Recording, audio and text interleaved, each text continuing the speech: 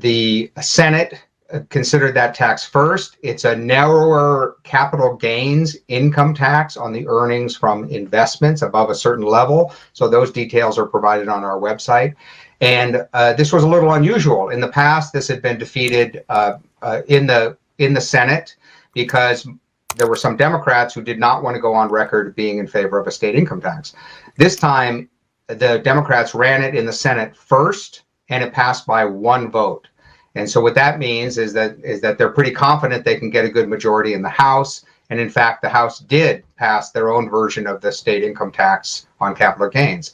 So where we are today is that those two different versions have been passed. An additional part of the discussion was requiring critical race theory be taught in schools as part of 4 education bills. One of the bills has been signed into law, having medical schools teach the curriculum.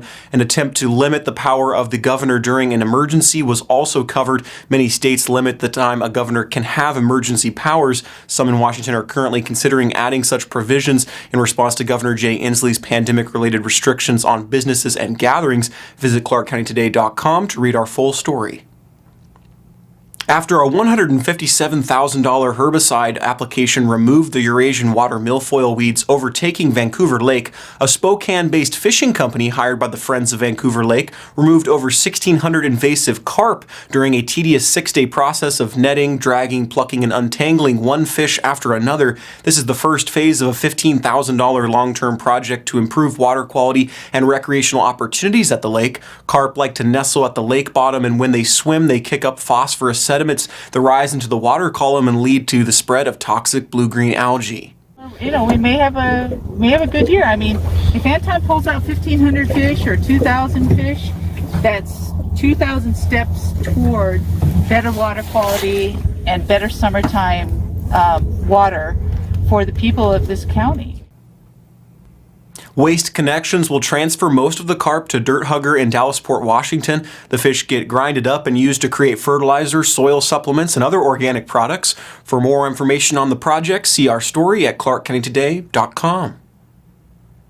Nestled amongst the beautiful Tarbell Mountain trails and the looming peaks of Silver Star, there lies a little-known haven. It's Rock Creek Horse Camp. Volunteers love the spot so much they banded together to give the site a major upgrade. Well, my history with the camp here is I started riding up here in the early 80s.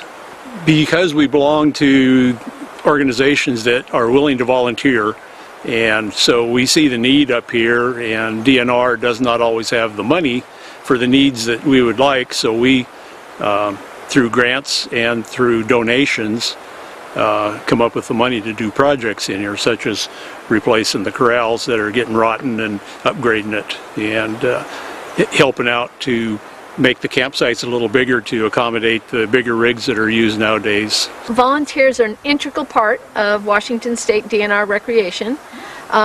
These folks, Backcountry Horsemen, Washington Trail Riders Association, have been involved with Rock Creek Campground for a number of years. And there was an opportunity to help repair and replace some of these corrals whose lifespan has run out, and we worked together to make it happen. And a couple weeks ago they came and installed them, and as you can see, they're looking really nice, and couldn't do it without them. For me, it's close to home. I can drive here in about 45 minutes from home, have some excellent trails to ride on, beautiful scenery, a great place to camp. So, I mean, it means a lot.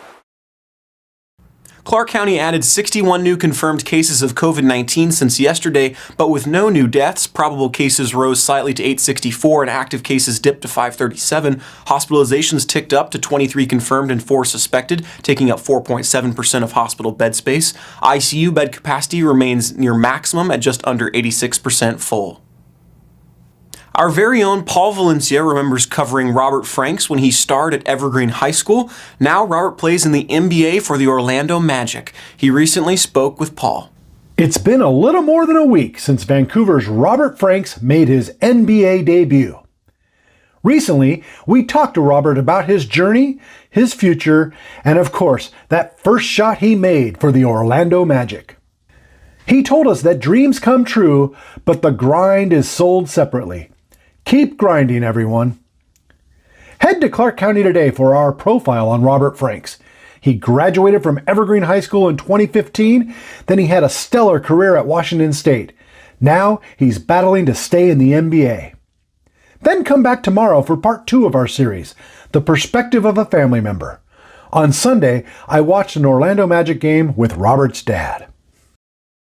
Awesome story, Paul. Well, Paul also went out to Prairie High School on Monday, the start of something special for big schools in Southwest Washington. Hey, Paul Valencia here. We are celebrating the start of spring sports for Class 4A and 3A. Behind me, Prairie is taking on Union in softball, and over there, same 2 teams in baseball. Spring sports are back for Class 4A and 3A. After a year off with the pandemic, they'll be playing through June. So if you recall, there were no spring sports at all last year. The pandemic closed everything down about a day or 2 before games were about to be played. So this is the triumphant return of high school spring sports. So if you recall, 4A and 3A schools are doing spring sports and winter sports at the same time. So on days like this for the outdoor sports, you can come out, got to keep your mask on and try to social distance. Indoor sports, basketball and wrestling, do not go to the gym.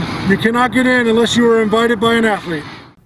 Well, thanks so much for joining us. Those are the stories we have for you today. You can share your thoughts with us on Facebook, Twitter, Instagram, and YouTube, where we encourage you to like and subscribe to stay up to date. If you like the content that you're getting, there's a way you can help us out. Just share us with your friends and family. If you're interested in sharing a news tip or story idea with us, those can be emailed to news@clarkcountytoday.com, or you can message us on Facebook. From everybody here at Clark County Today, I'm Jacob Granneman. Have a great night, and we'll see you again tomorrow.